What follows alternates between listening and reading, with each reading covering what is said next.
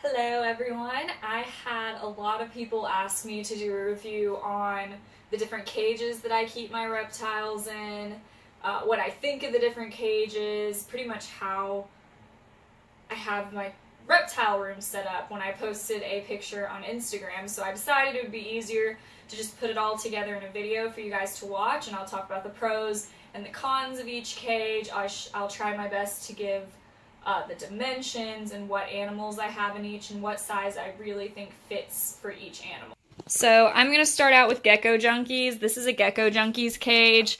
It's 2 feet by 2 feet by 2 feet. It houses some of my arboreal snakes. As you can see, a huge pro is going to be that it locks in humidity well. So these snakes in particular need a lot of humidity. I'll show you. I just spray it down once a day, and it locks in that humidity.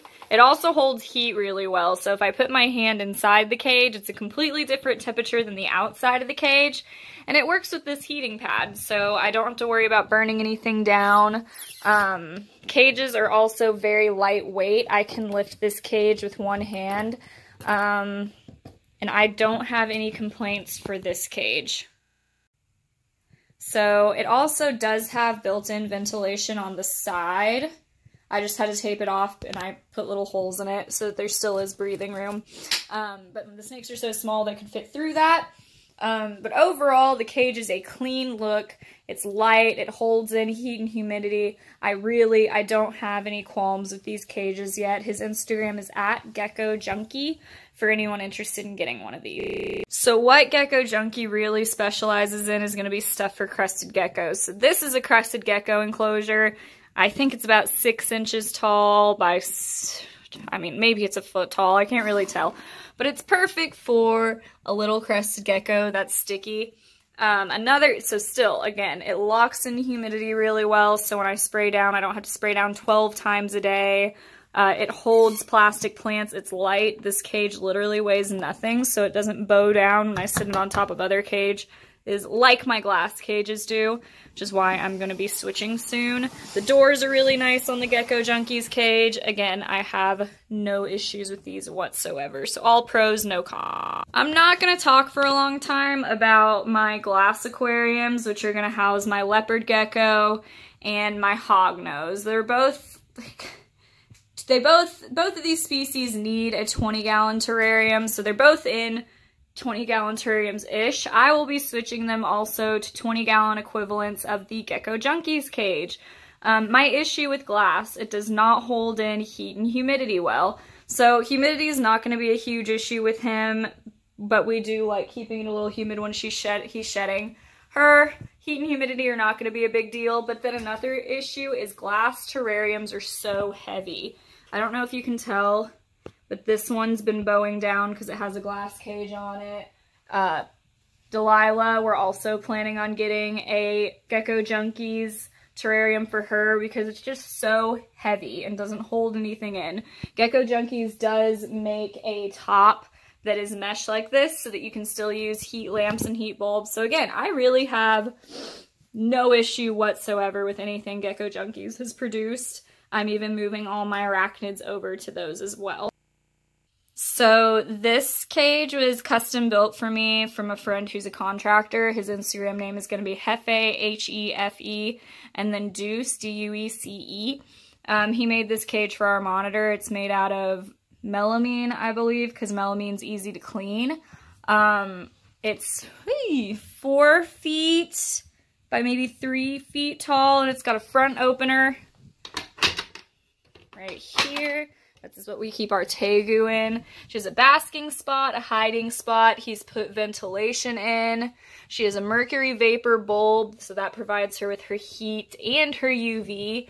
And then she's got her water dish, and we just have it filled with topsoil. And she really enjoys that, and she should be able to fit in this for a while. Excuse me, sir. So next I have some animals that are in bioactive enclosures. So once I get these, I'm going to put some bugs like some mantises, some velvet ants, and then Igneal, who is our crocodile skink, is kept in my first bioactive enclosure that I ever made on my own. I'm going to say, so a bioactive enclosure is an enclosure that essentially works with itself. It takes the waste from the animal, breaks it down on its own because it has small garbage disposal bugs that work to break it down. The bottom layer is a layer of clay balls, so if you water the plants, which you have to water the plants, the water will seep down and be able to evaporate with a middle mesh layer that keeps the dirt from getting through, and then the dirt. And then the top layer, you put all your plants. So he's got an orchid, he's got some moss. Mostly that's it. He killed off the spider plant that I put in there. The back is just cork bark with pond foam that has been covered in dirt. So that's going to be my bioactive enclosure. Pros to these enclosures: I don't have to clean them. I don't have to worry about cleaning up after Igneel because the mess takes care of itself. Cons: these enclosures are very, very, very heavy. The layering of substrate makes them heavy. The planted material makes them heavy. The dirt makes them heavy. The water makes them heavy. They're super heavy. I can only keep this cage on top of Lola's cage because it's so heavy, and it'll bow underneath the weight, or I'm sorry, it'll bow on top of all my Boa Files cages. But a pro, it looks really naturalistic. It's an amazing thing for the animal to be able to be in something so close to nature, so I would recommend it for that, but it is tough to do for every single animal. A lot of animals will tear up things that you've made in it, like this whole tube was covered in moss. Igneel likes sleeping in that tube, ergo that tube does not have moss anymore. So it's just, it depends on what you're making an enclosure for. Jane currently is in an Atsuki cage. It is 4 feet tall by 2 feet deep by 4 feet wide. This is going to be the Atsuki brand right there. All right, we really did like this cage until we found Gecko Junkie cages. Because this cage weighs a ton. It is super heavy. That is one of the big qualms I have with this cage. It doesn't lock really well, which would not, like, I mean, it just kind of slides. The lock doesn't work, which would stink if we had a snake that cared about getting out. Another thing is, since it's so heavy, unless you have it up on a bench or something, you have to prop it up for a heating pad to work, or else it'll just get too hot for the snake to sit on. So that's another one of my qualms with this cage. I like how clean the cage looks. I like the look of the cage. We put, pipes from Home Depot in with some acrylic. Kind of sloppy, but she likes climbing them. She spends most of her time up there. And I don't love the screen tops. It came with little plastic things that you could put over the screen to lock in heat and humidity, but we haven't noticed any trouble with Jane shedding, so we have not done that. Alright, so now I'm going to be talking about the big boys. This is what everyone wanted me to do a review on. That's going to be my Boa Files plastics cages. That's what I keep all of my snakes in. So right here, we're going to talk about this stack first. I have one right here with Bandit, 1, 2, 3 rows of 6 cages. So Zero's going to be a cage, Frank's going to be a cage, Leela's going to be a cage, Snow's going to be a cage. We're going to hop down because I switched things, Bandit and Darth. So these smaller ones I use for snakes that aren't going to surpass like 6 feet. I don't have any big ball pythons. I've heard people say that they can get to 6 feet in length. I have a male, my oldest male right here. I think he's like 5, and he is a runt. Do you guys see him in the back? He's like a foot, 2 feet. Goes off eating every winter. Like, I mean, I don't think I'm going to have a snake that gets that big. So any snakes that are going to stay pretty small, I have in these pretty small enclosures, which are going to be mostly your corn snakes, your ball pythons. I recently updated Toro, so Toro is not down there anymore. She has been updated to a 4-foot cage. And right here, one nice thing that I'll say about Boa Files cages. So here, they have a center divider, but it can be taken out. So if you unscrew it right here, that center divider can be taken out, which will open up and make a 4-foot cage, which is really nice if you have a snake that's growing or you're doing a breeding project. We've upped Penelope, which I think she's hiding right now, our boa, into a big cage. So that was really convenient. I will give Boa Files that. So now on to my big cages. These are where my big snakes live. So these ones, the top 1, 2, 3 cages are all going to be, it's going to be 1, 2, 3, 4, 5 different cages that are all 4 feet long by 2 feet deep by not quite a foot tall. So these cages are pretty heavy duty. I got these guys in, the top 2 in a couple days ago. So again, my interior, I try to keep it really simple. This is Toro, my bull snake. She's got a hut. She's got newspaper for her bedding because I think it's easier to pick up. And she's got a water dish that's big enough for her to soak in. I normally do not keep my bull snake this humid, but Toro is in shed. She's not blue anymore. She should shed today or tomorrow, which is really exciting. So since she has the potential to get like 9 feet, we went ahead and moved her into this big cage. Here are some of my larger dishes. So this is Eve. We just got Eve in the other day. She's a really old boa constrictor. That's Eve. She doesn't like me very much. But we have these bigger bowls in the bigger boa cages. That's Eve's. This is Ajax. Ajax, fortunately, is still small enough that he can actually use a hut. Eve and Daisy are not small enough to fit in a hut, but we're thinking about maybe taking some black tape and blacking out half the cage so that they can have somewhere to get away from us if they don't want to see us. So in these Boaphile cages, I forgot to mention earlier, underneath on the left-hand side of each cage, they come with a heating pad if you order it. So all my snakes do have belly heat. It's just a heating pad that you plug in. And it's all on this side. That's where I put all their huts. So as you can see with Toro's cage and with Ajax's cage, something I really like about Boaphiles plastics. They hold humidity. I sprayed this morning. Ajax is still a little wet. I only spray them down when they're in shed or they're blue or they're having trouble shedding. But ever since I've gotten a Boaphiles plastic cage, I have not had a single snake not have a full shed. It may like rip because the snake is so big, but I've never had to sit down and soak a snake or pick its skin on their head. I mean, the Boaphiles cages have been a lifesaver in that sense. I love about the Boaphiles plastics cages. This is the second thing I love. So not only do they hold in humidity so that I don't have to help Daisy shed off skin, which is really nice, but they hold in heat really well. So my reptile room, I keep it about 75 degrees, which is really, really warm. So for Daisy, who's a cooler temperatured boa and does not need a super, super hot enclosure, I don't keep her heating pad plugged in, but her cage is still warmer than the room, which is really, really nice. And actually, her heating pad is on, so I do keep it plugged in, but she never sits on it, so it's probably too warm. But for the rest of the snakes, who I do always keep the heating pad on, they usually do sit on that side. Toro's on that side.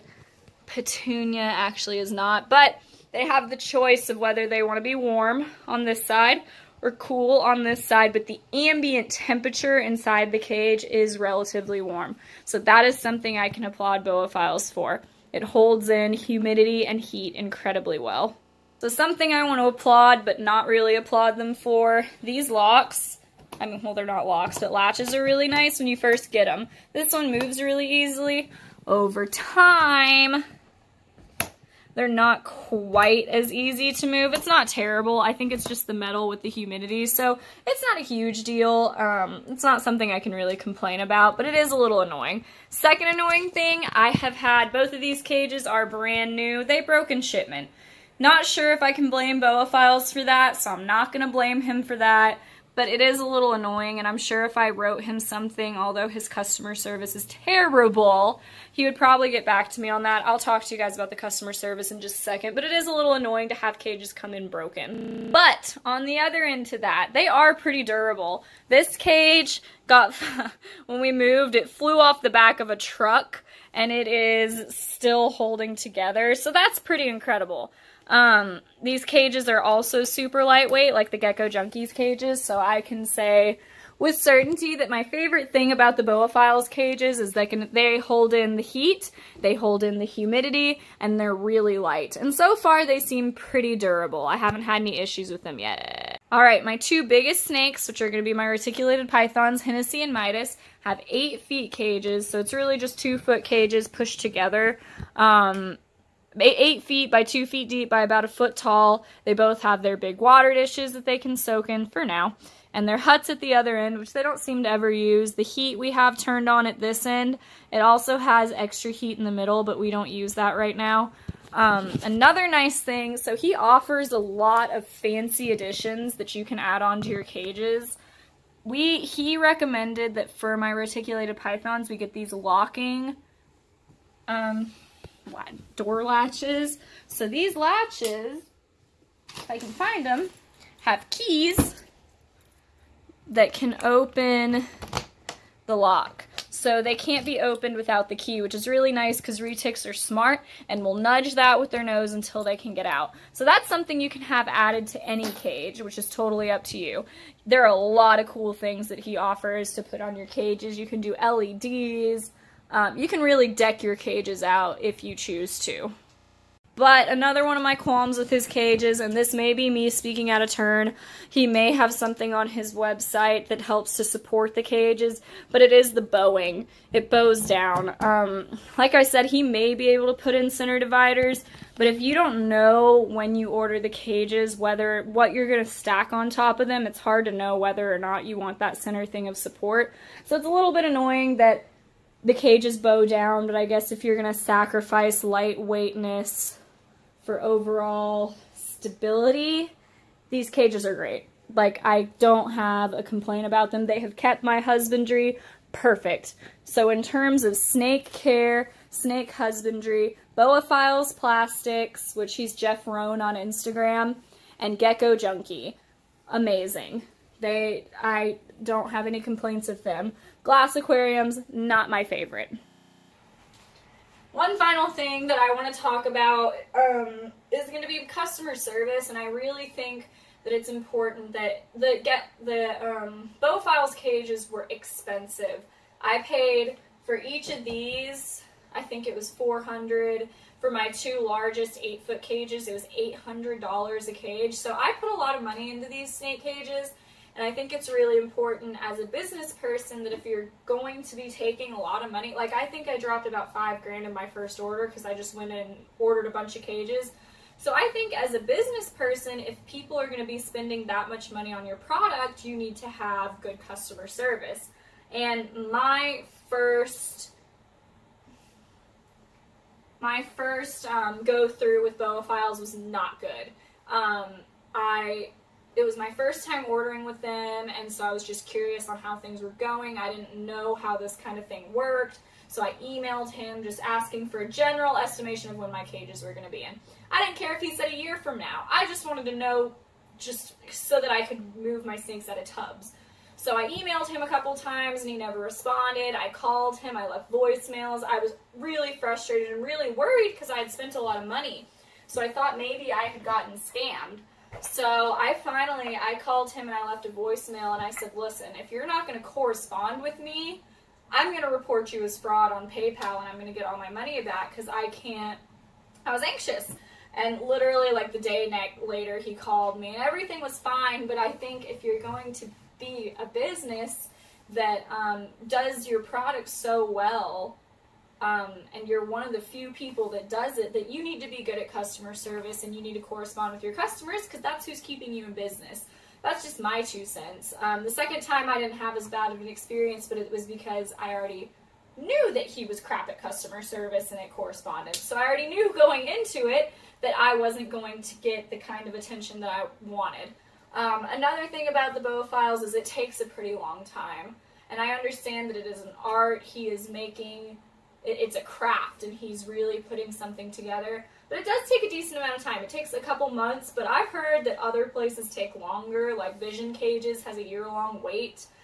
So maybe I'm just being needy, but it does take a decent amount of time, so you're going to want to order it way ahead of when you think you need it, because I ordered these 2 cages here Thanksgiving, and I just got them in a couple days ago. So putting that into perspective, again, they're expensive, but if you're willing to pay to not have to soak your snake every time it sheds, it's kind of worth it. Especially, I would recommend not doing what I did. I waited till I had all of my snakes and then I was like, I'm gonna buy good cages. No, you know what I should have done? I should have bought a stupid cage every time I got a snake, and then I wouldn't have suffered so much when I had to drop a couple grand. Instead, I could have spent $200 every time I got a snake, or $400 each time I got a snake, and it wouldn't have hurt my wallet so bad. So something I would definitely recommend is go ahead and get the proper cage. Get what it is you're wanting to use. Don't just settle for the 10-gallon terrarium at Petco. It's not going to last. Like, spend the money, because then you're not going to have to work as hard in the end. Your animals are going to be happy because of it. You're going to have healthy animals, which means fewer vet bills. I have not had to take my snakes to the vet for any reason. They all have great poops. They poop, they pee, they shed, they eat. I'm a happy snake owner, and I think I can owe that partly to the Boaphile plastics cages. But again, on the topic of customer service, if I had known that Gecko Junkie existed before I purchased Boaphiles, I probably would have went with him. His prices are comparable, but his product is, I mean, I want to say the same, if not better. I'm equally as happy with the Gecko Junkie's cages, but he has excellent customer service. You DM him, you text him, you email him. He is back to you within a couple of hours. So, I mean, I am willing to pay more to have better service, even though I think his prices are comparable. But I would be willing to pay more for better service, because it's nice to know where your $5 grand is going and whether you're actually going to be getting your cages. Gecko Junkie, I needed this cages and this 2-foot by 2-foot arboreal cage in a split, and he drove out of his way from a reptile expo to get me that cage, and that means a lot. He is excellent. I would highly recommend, and he breeds amazing crested geckos. He's just an overall stellar guy. Totally would recommend him. His name's Tristan, and Gecko Junkie is his Instagram. So that's what I would recommend if you were going for cages, is either Boaphile, if you're willing to pay a lot, wait, and not have good customer service, but have excellent cages in the end, or if you want the same excellent cages, same price, but with better customer service, I would go with Gecko Junkie.